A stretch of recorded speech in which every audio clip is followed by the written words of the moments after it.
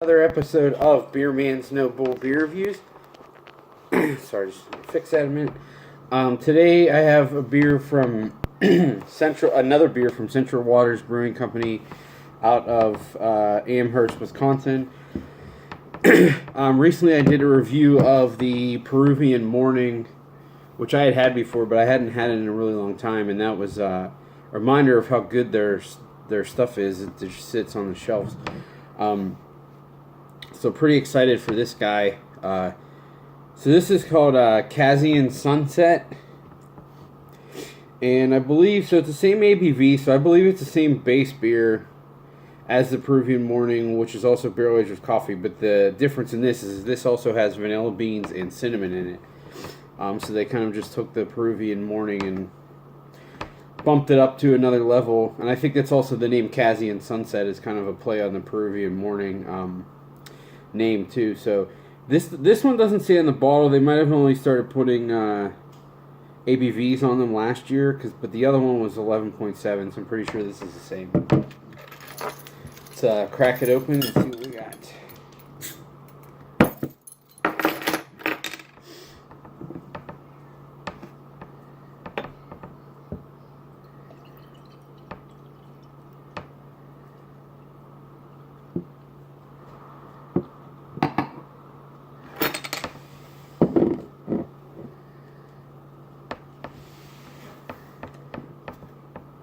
So as you can see, it pours a pretty dark brown. It's not like completely black, but it's pretty dark. With a really small base head that went away very quickly. This doesn't seem like it's super carbonated, which isn't necessarily a bad thing. So I'm not getting quite as much barrel on the nose in this one as I was the Peruvian Morning, but I'm also not getting quite as much coffee either. There is coffee, but in this one it seems to be less like dark roasty and more nutty.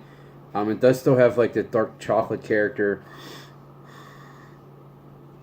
and I do get a little hint of the vanilla too. Not really getting any cinnamon.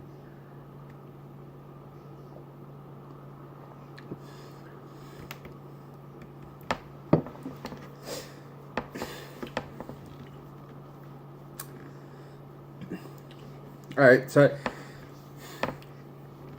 I definitely get the cinnamon in the flavor, but I really like it in this because, you know, it's basically just bolstering up the coffee. It's not the front runner in the flavor, and that's what I don't want to say I can't stand, but so many of these beers with cinnamon now, they're so cinnamon driven, like they almost taste like the fake cinnamon, like Red Hot flavor, and I can't handle that. That's just too much. You know, to me, I would prefer it just to be like, you know, you're eating a cookie or something that has cinnamon in it, but the whole thing just doesn't taste like cinnamon. That's what I feel like when they add cinnamon in stouts. That should be what it's like.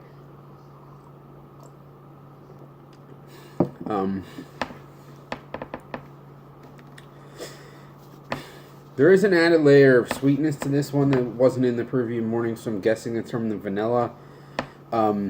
Perceived sweetness. I know vanilla doesn't actually add sweetness, but I don't know that it necessarily tastes like really strong vanilla beans, which again to me is a great thing because it just makes it a really balanced beer. The coffee's definitely still the front runner in the flavor of those three things, but it's not like overpowering. And there is still a little bit of like dark chocolate fudgy character too. I like the Peruvian Morning. It's not like, and I would say this even more so, it's not like the thickest, biggest beer. This seems even more thin than the Peruvian Morning was. I don't know if that has anything to do with the stuff that was added in it, because sometimes that seems to thin out the beer. But the flavor in it is really nice.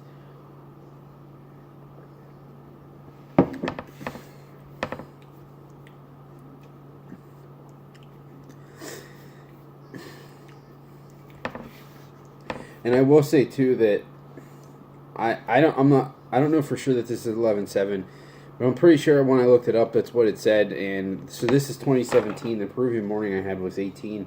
So it could have changed, but if it did, I'm sure it's not by much. I'm not getting like any alcohol here at all or in the flavor. If you told me this was like 8% and not basically 12, I would absolutely believe it. So it hides the alcohol very, very well, which is actually a little dangerous. Yeah, this is just another very, very well crafted beer from these guys. I love that they do awesome stouts, but they're not, trying to be like the giant, thick, THICCC thick, like over or under attenuated stouts. Like, don't get me wrong, I like some of those, at least once, the ones that aren't to the nth degree. Like, I like Bottle Logic, and they're on that side a little bit, but not nearly as much as like Angry Chair and those guys.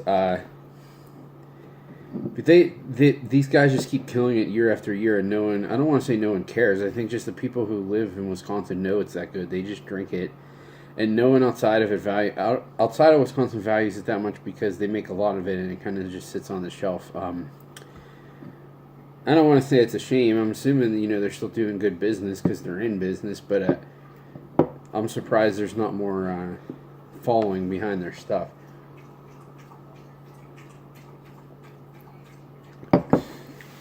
But it's just a very odd thing to me that there's 3 brewers in Wisconsin. Now, New Glarus is the biggest exception because they make pretty much everything they make is top notch in my opinion. But there's them, and then Central Waters, and then also Tiernina. And Central Waters and Tiernina make like really great barrel-aged beers, and they're incredibly priced. I mean, between $10 and $14 for a 4-pack is like crazy for how good they are. And no one outside of the state, and I don't even know them, I don't know that too many people from inside the state, but it seems like no one really cares about their stuff, and they're just pumping them out constantly, and they're just great beers. They just get overlooked so much. So I think it's kind of an anomaly, and it's pretty cool that I think there must just be, I know this is the case at least with New Glarus, that there's a culture there that, like, our beer's good, we're going to drink it, and that's all we care about type thing. And it kind of stays within the state. I don't know. I know Tiernina gets distributed, but I don't know if it gets distributed outside the state. I'm pretty sure. I know Central Waters at least goes to like Illinois, like Chicago and stuff, but I'm not sure. And I think they're kind of regional. I think they go other places in the Midwest, but they're not like all over the country. Yeah, it's a pretty unique thing, and I'm not hating on it. Having this and having that Peruvian morning makes me really want to go out and buy some more of these just to have around. To be able to crack something open on a cold day or rainy day that's a nice, big, flavorful stout that I didn't have to pay $30 for, that's not like, it's only a 12 ounce, and so I'm not going to have to drink a 750 of it if it's like 14% or something. So, these definitely, other than, just being tasty, they really have utility in that realm. If you want something that's like up to that notch, but you're not committing a ton of money and like, having basically 6 servings of alcohol and drinking 1 bottle, so... Yeah, I think it's pretty obvious by everything I've said, but on my scale of buy, drink, dump, this is absolutely a buy. Like I said, I'm almost positive this is like $16. So basically $4 a bottle or less, which is incredibly cheap for how good this beer is. So I'll absolutely buy it the next time I have the opportunity to, and I recommend any of you guys to seek it out as well, and it's really easy to get to if you want it, so definitely look for it. It's a really great beer. So that's all I got on this guy, and please like, comment, subscribe, let me know what you think, and I look forward to doing the next one. Thanks.